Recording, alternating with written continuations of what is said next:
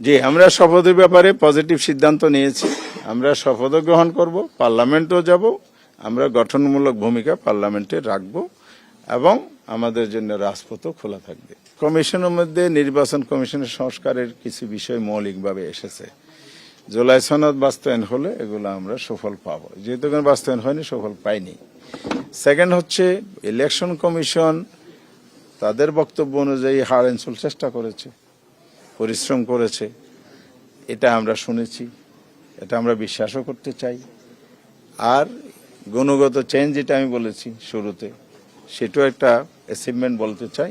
কিন্তু মৌলিক জায়গায় আপনি যতই সুষ্ঠু ভোট গ্রহণ করেন না কেন, ফেয়ারলি যদি রেজাল্ট ঘোষণা না হয়, এখানে যদি ইঞ্জিনিয়ারিং হয়, আপনি যদি এটা চেক দিতে না পারেন, পদক্ষেপ না নিতে পারেন, এখানে ওই একটা দায়সারা গোছরের বক্তব্য দিলে হবে না। এখানে দায় দায়িত্ব অন্যরা এড়াইতে পারবে না। ইলেকশন ইঞ্জিনিয়ারিং দায় দায়িত্ব ইলেকশন কমিশনকেও নিতে হবে।